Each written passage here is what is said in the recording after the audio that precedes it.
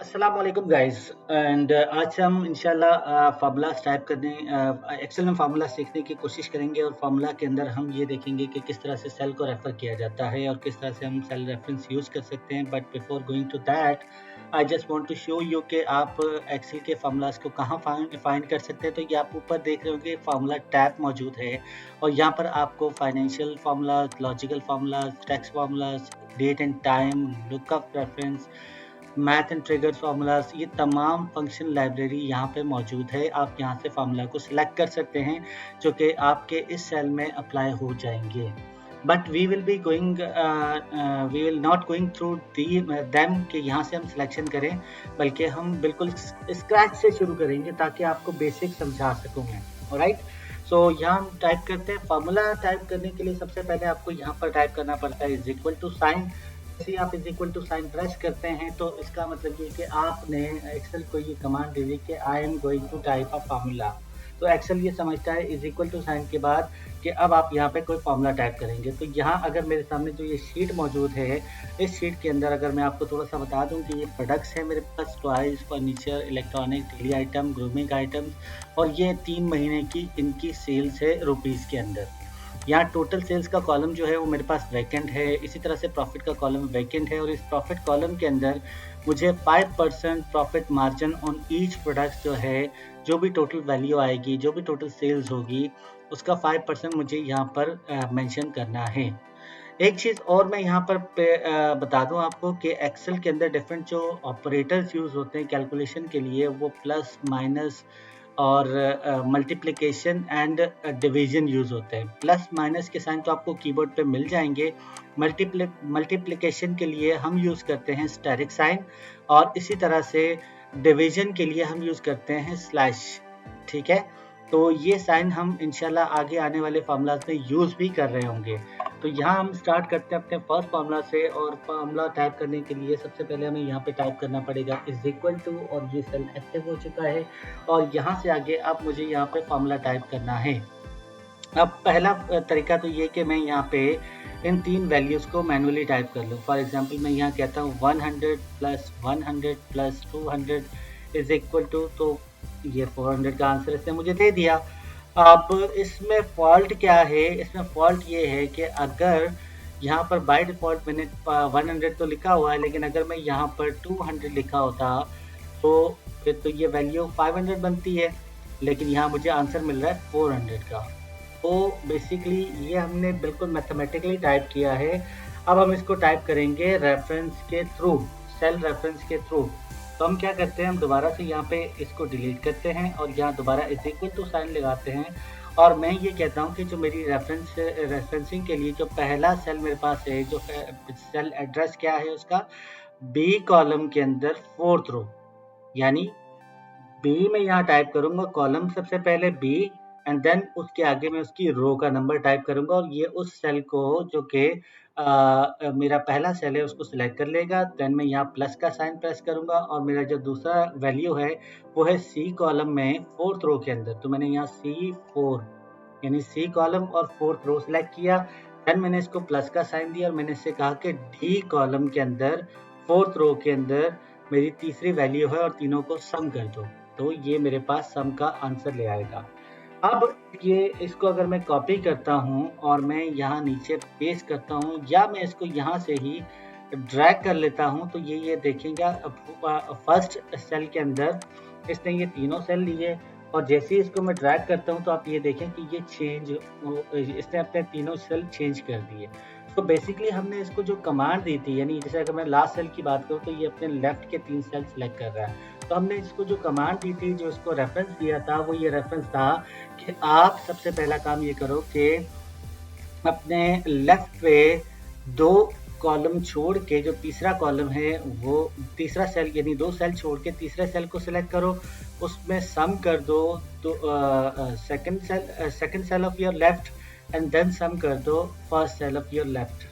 ठीक है, तो ये इस तरह से इसने काम किया। अब अगर मैं यहाँ से फॉर्मूला कॉपी करता हूँ और यहाँ कहीं पेस्ट कर देता हूँ तो ये मुझे 0 वैल्यू दे रहा है। क्यों 0 दे रहा है? क्योंकि इसने अपने लेफ्ट के तीनों सेल को सिलेक्ट किया हुआ है और ये तीनों सेल ब्लैंक हैं। D11, E11, F11 देख लीजिएगा। हर सेल का इसने मुझे एड्रेस तो दिया हुआ, लेकिन ये तीनों सेल ब्लैंक हैं, तो इसलिए यहाँ पर मेरे पास वैल्यू 0 आ रही है। तो मैं इसको यहाँ से डिलीट करता हूँ। होप तो आप ये रेफरेंस समझ गए होंगे कि किस तरह से हम एक्सेल में नॉर्मल रेफरेंस को यूज करते हैं। ठीक है, नाउ कम टू दिस के यहाँ मुझे प्रॉफिट इसका लेकर आना है, लेकिन लाइक 500 का प्रॉफिट 5% मुझे निकालना है।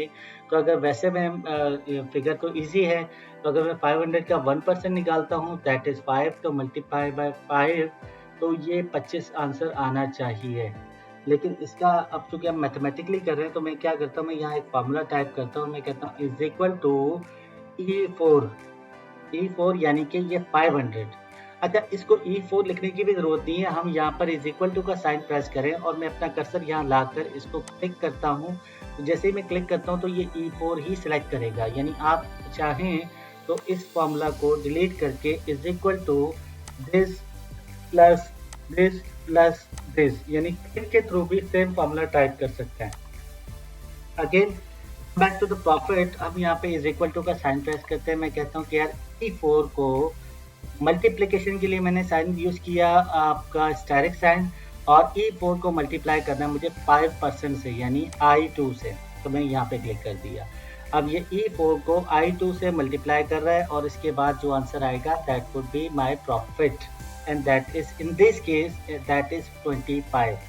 अब अगर मैं इस फार्मूला को यहाँ ड्रैग करता हूँ, तो आप जरा नोट कीजिएगा क्या हो रहा है। यहाँ वैल्यू सिफर आ रही है। सिफर क्यों आ रही है? क्योंकि पहले सेल के अंदर का अगर मैं डबल क्लिक करके एक्टिवेट करता हूँ, तो देखिएगा कि ये E4 को मल्टीप्लाई कर रहा है I5 I2 से। ठीक है, सेकंड सेल को डबल क्लिक करता हूँ तो फिर क्या कर रहा है कि ये E5, यानी यहाँ से तो ये वैल्यू सही पिक कर रहा है, लेकिन ये I3 से मल्टीप्लाई कर रहा है। दैट मीन के ये उसके नीचे वाले सेल से रेफरेंस ले रहा है। तो इस रेफरेंस को, चूंकि मैं ये चाहता हूँ कि ये रेफरेंस जो है ये 5% वाला रेफरेंस यूज करे, और मैं इसको यहाँ पे शीट में जहाँ तक मेरी वैल्यूज है वहां तक मैं इसको पुट इन कर सकूँ, तो उसके लिए मुझे एब्सोल्यूट रिलेटिव रेफरेंस यूज करना पड़ेगा। यानी इस वैल्यू को कांस्टेंट, एक सेल रेफरेंस को कांस्टेंट करना पड़ेगा, या दूसरे लफ्ज़ों में कहूँ लॉक करना पड़ेगा। तो मुझे लॉक किसको करना है? I2 को, बिकॉज I2 में मेरी परसेंटेज एक दफ़ा टाइप है और बाकी मैंने सारी वैल्यूज़ को इसी परसेंटेज से मल्टीप्लाई करना है। तो मैं यहाँ I2 के स्टार्ट में, एंड में, या स्टार्ट में या सेंटर में अपने कर्सर को यहाँ अगर रखता हूँ, तो मैं एक काम ये करता हूँ, मैं स्क्रीन को ज़रा जूम कर लेता हूँ ताकि आपको विजिबिलिटी जो है वो बेटर मिल सके। और मैं यहाँ पर इसको थोड़ा सा जूम आउट करते हैं। ठीक है, अच्छा, अब मैं यहाँ पे इसको डबल क्लिक करता हूँ और मेरे ये दोनों सेल एक्टिवेट हो चुके हैं। तो मैं I2 के स्टार्ट में, सेंटर में या एंड पे कर्सर को रख के, और F4 जो फंक्शन की है F4 की, जैसे ही वो प्रेस करता हूँ, यहाँ पे dollar sign by default add हो जाता है रो नंबर से पहले, और डॉलर साइन ऐड हो जाता है कॉलम नंबर से पहले। तो ये F4 की के थ्रू जो है वो मैंने किया। मैं चाहूँ तो इसको मैनुअली डॉलर साइन यहाँ पे टाइप भी कर सकता हूँ कॉलम नंबर और रो नंबर से पहले, राइट। अब इससे क्या फ़ायदा होगा मुझे? अब इससे फ़ायदा ये होगा कि ये सेल हो गया मेरा लॉक, और ये सारे सेल जो हैं वो लॉक नहीं है, यानी ये एब्सोल्यूट रेफरेंस है। और इसको अगर मैं अब ड्रैग करता हूँ तो ये बिल्कुल सही वैल्यू उठा के ला रहा है, जो कि मेरी 5% से मल्टीप्लाई होके आ रही है। अगर मैं यहाँ डबल क्लिक करता हूँ तो देखिए मैं सेल रेफरेंस I2 लिया हुआ है और यहाँ पर E8 लिया हुआ है। इसी तरह से अगर मैं इस पे थर्ड वैल्यू पे डबल क्लिक करता हूँ तब भी सेल रेफरेंस इसने चेंज नहीं किया। So that is basically a constant reference, या आप इसको कह सकते हैं कि लॉक किया है हमने सेल को, और इसके थ्रू हमने ये तमाम वैल्यूज को पुट इन किया है। तो होप्स हो कि आप ये एब्सोल्यूट और रिलेटिव रेफरेंस को समझ चुके होंगे। नाउ अब बात करते हैं कुछ मज़ीद टाइप के रेफरेंसेस होते हैं, और उस रेफरेंस को करने के लिए हम यहाँ पे आते हैं, और यहाँ पर मैं आपको इस स्क्रीन पर लेकर चलता हूँ। इस स्क्रीन पे आप ये देख सकते हैं कि हमारे पास 3 तरह के रेफरेंसेस और भी होते हैं, और वो 3 तरह के रेफरेंस क्या होते हैं? अगर मैं सिंगल सेल रेफरेंस को सिलेक्ट करता हूँ तो सिंगल सेल रेफरेंस क्या होता है?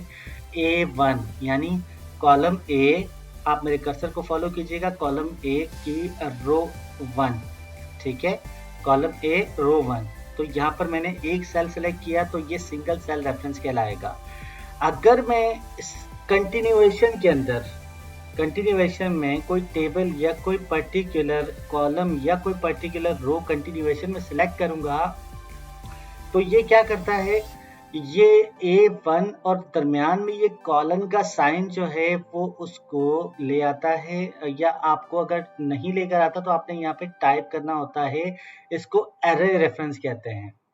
हम आगे चल के जब डिफरेंट फार्मूलाज को यूज़ करेंगे तो वहाँ पर ये एरे रेफरेंस बहुत ज़्यादा यूज़ होगा।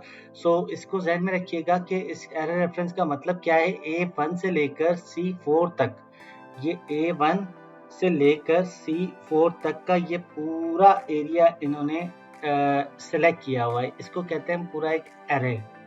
अगर A1 से लेकर A4 तक होता तो यहाँ C की जगह A होता और मैं ये पूरा यहाँ से यहाँ तक सिलेक्ट कर लेता। अगर A1 से लेकर C1 तक होता तो मैं ये पूरी रो यहाँ से यहाँ तक सिलेक्ट कर लेता। तो ये बेसिकली सेंटर में इसके कॉलन साइन होता है और इसको हम कहते हैं एरे रेफरेंस। एरे रेफरेंस का यूज़ आगे बहुत ज़्यादा होने वाला है, इसलिए इसको माइंड में रखिएगा। थर्ड रेफरेंस जो है, जो कि सबसे मैं कहूँगा कि कम यूज़ होता है या इसको यूज़ ना किया जाए तो बेहतर है, बिकॉज इसकी जगह हमारे पास दूसरे रेफरेंसेस मौजूद हैं जो कि सिंगल सेल और एरे रेफरेंस है। लेकिन थर्ड सेल का जो रेफरेंस है, जो non contiguous reference, third type का जो रेफरेंस है नॉन कंटीजियस रेफरेंस, ये उस जगह यूज़ होता है जब आपको आपका ऐसा डेटा जो कि स्कैटर्ड फॉर्म में है, यानी आपकी एक वैल्यू A में रखी है, एक A1 में रखी है और दूसरी वैल्यू आपकी C4 में रखी हुई है। तो इस सूरत में आप इसको रेफरेंस जो देंगे वो इस तरह से कॉमा लगा के 2 सेल का रेफरेंस उठा लेगा ये। अगर इसी के दरमियान सेमी कॉलन होता तो ये पूरा टेबल सेलेक्ट करता, चूँकि हमने इसके दरमियान कॉमा लगाया हुआ है इसी वजह से इसने सिर्फ 2 सेल सेलेक्ट किए हुए हैं। सो होप सो कि आपको ये तीनों टाइप के रेफरेंस भी समझ आ गए होंगे। So let's move to our that sheet जिस पर हम काम कर रहे थे, और अब हम टाइप करते हैं यहाँ पर अपना फर्स्ट फार्मूला, फर्स्ट फंक्शन। अच्छा, अब मैं ये आ गया हूँ शीट 2 पे, लॉजिकल ऑपरेटर, और आपको इस शीट का रेफरेंस जो है वो यहाँ नीचे आपके इस वीडियो की आप देखेंगे इसके डिस्क्रिप्शन में, तो आपको वहाँ मिल जाएगा। सो यहाँ पर मैंने कुछ यहाँ पे टाइप किए हुए हैं कि आपको अगर sum, if, nested if and if और इफ नॉट, इन सब के ऊपर करना क्या है, ये बेसिकली होमवर्क की शीट है। तो आप जब इस पे क्लिक करेंगे सम पे, तो ये कह रहा है calculate a total marks, for example sum of all subjects, sum of all subject. अगर मैं इस शीट के ऊपर इसको क्रॉस कर देते हैं, अब मैं इस शीट को ज़रा रीड करता हूँ। यहाँ मेरे पास नाम है स्टूडेंट्स के, या उनके कॉलेजेस के नाम हैं, या उनके डिग्रीज़ के नाम हैं, बैचलर, अदर, BMS। इसी तरह से marks in OC, marks in physiology, psychology, marks in mathematics and marks in account. तो इसने मुझे यहाँ पर क्या कहा कि calculate total marks of all subject, for example sum. तो अब हम यहाँ पे अपना पहला फंक्शन यूज़ करते हैं, और फंक्शन यूज़ करने के लिए ध्यान में रखिएगा कि जब फार्मूला और फंक्शन में बेसिकली फ़र्क क्या होता है। हमने जो प्रीवियस शीट में, जो यहाँ पर दूसरी शीट में टाइप किया था, this is basically a formula, because कि ये स्टार्ट हो रहा है रेफरेंस से, ठीक है। और फिर इसमें हमने मैथमेटिकल ऑपरेटर्स यूज़ किए हैं लाइक प्लस, और इसी तरह से यहाँ पर जो हमने फार्मूला यूज़ किया है इसमें हमने मैथमेटिकल ऑपरेटर यूज़ किया है स्टैरिक, और ये भी स्टार्ट हो रहा है एक रेफरेंस के साथ, यानी सेल के एड्रेस जिसको हम रेफरेंस कह रहे हैं, ठीक है। अच्छा, अब वापस आते हैं यहाँ पर। अब इस जगह पे अगर तो मुझे इसने कहा कि जी सम के थ्रू जो है वो मुझे इन चारों को सम करना है, यानी 4 सब्जेक्ट हैं, इनके सम वैल्यू को यहाँ पर पुट इन करना है, तो मैं क्या करूँगा, मैं पहले उसी तरह से भी टाइप कर सकता हूँ इज इक्वल टू, और मैं अपने राइट एरो से भी मूव कर सकता हूँ। ये मेरा पहला सेल आ गया, फिर प्लस किया मैंने, फिर मैंने राइट एरो को 3 दफ़ा प्रेस किया तो मैं यहाँ दूसरे सेल पे आ गया, दूसरा सब्जेक्ट की वैल्यू को मैंने प्लस किया, और फिर मैं आया राइट साइड पे 2 दफ़ा प्रेस करके, और मैंने तीसरे सेल की वैल्यू को प्लस किया, and then I came here for fourth reference cell, और मैंने इसको इंटर कर दिया।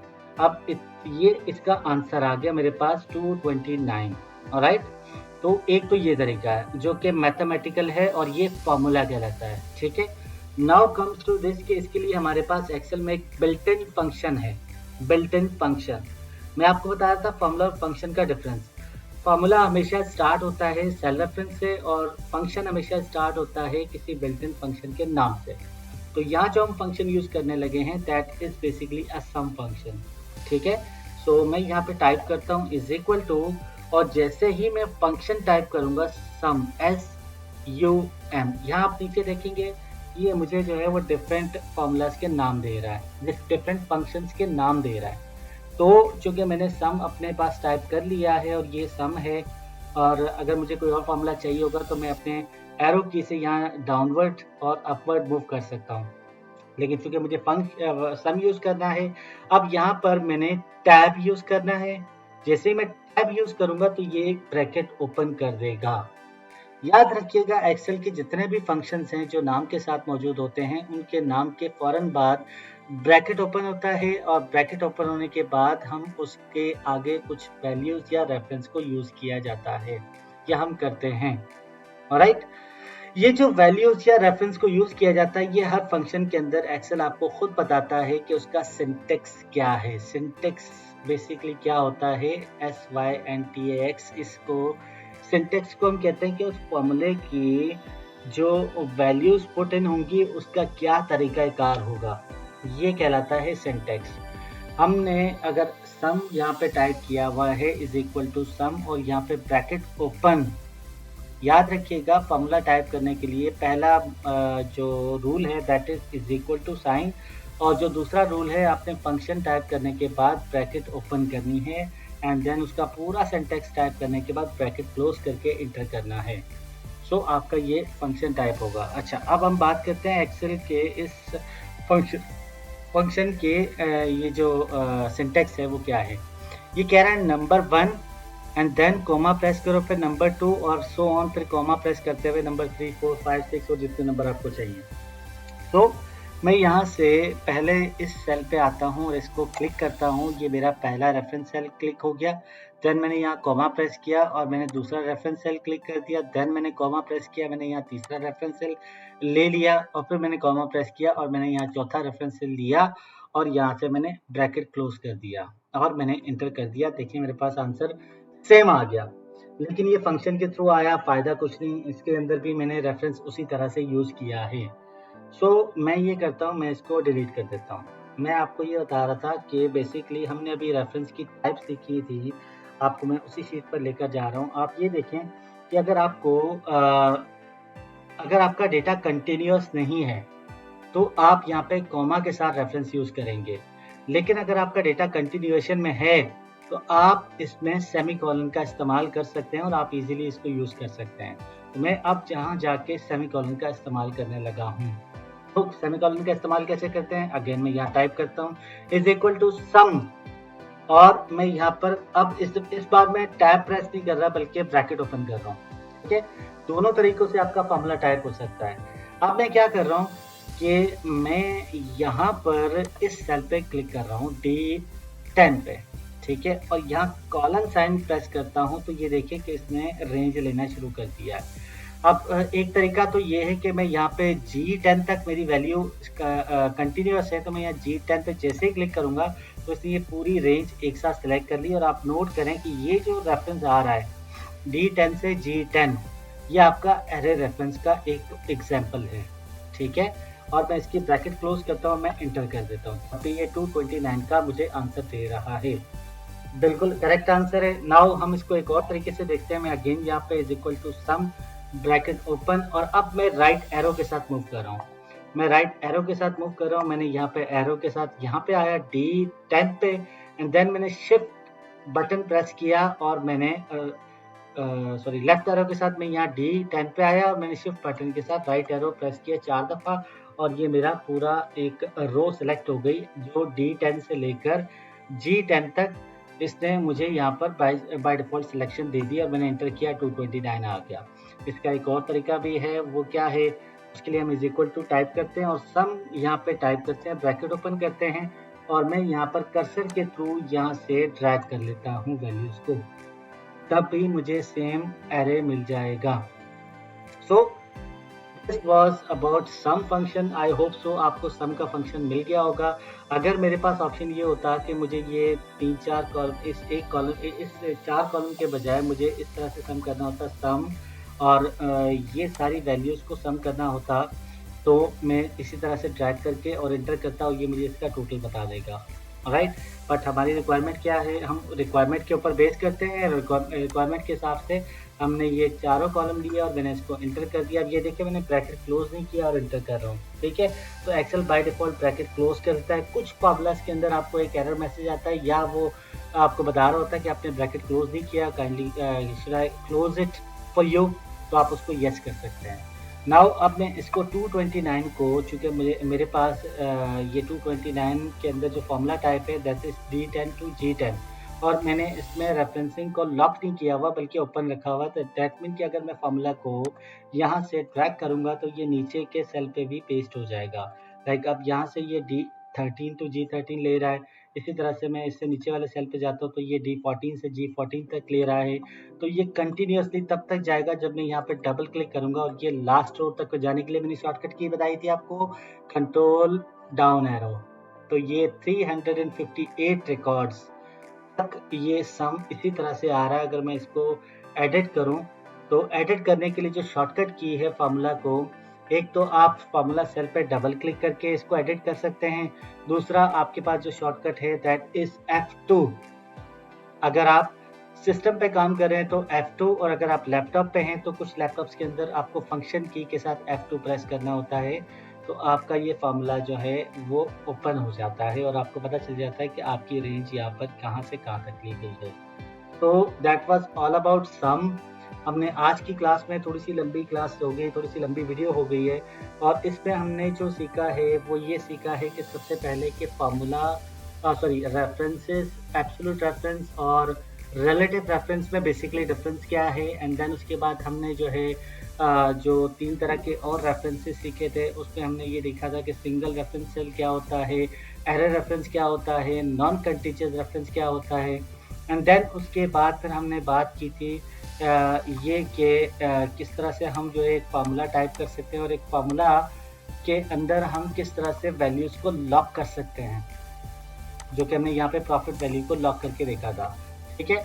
एंड देन हमने बात की थी सम फंक्शन की, जो कि आज का हमारा पहला फंक्शन था, और इस फंक्शन के थ्रू हमने डिफरेंट ऑप्शन पे देखा कि हमने एरे फंक्शन यूज़ किया, एरे रेफरेंस यूज़ किया, और उस एरे रेफरेंस के थ्रू मैंने आपको ये भी बताया कि फंक्शन और फार्मूला में बेसिकली डिफरेंस क्या होता है। मैं अगेन रिपीट कर देता हूँ, फंक्शन वो होता है जिसके स्टार्ट में रेफरेंस नहीं होता बल्कि फंक्शन का नाम होता है, एक्सेल के किसी पर्टिकुलर बिल्ट इन फंक्शन का नाम होता है। और जो फार्मूला होता है that is basically start with the reference cell, ठीक है, start with the reference cells, and then उसके बाद जो है ना, अगर आप कोई फंक्शन बीच में यूज करें तो that is another thing, but start with the reference cell उसको हम कहेंगे formula.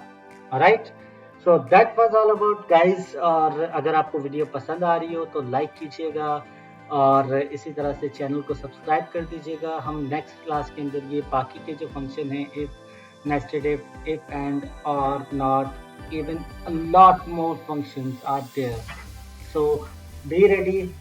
We are going to discuss all of them, and thank you so much for watching this video till end, and I'll see you in the next class.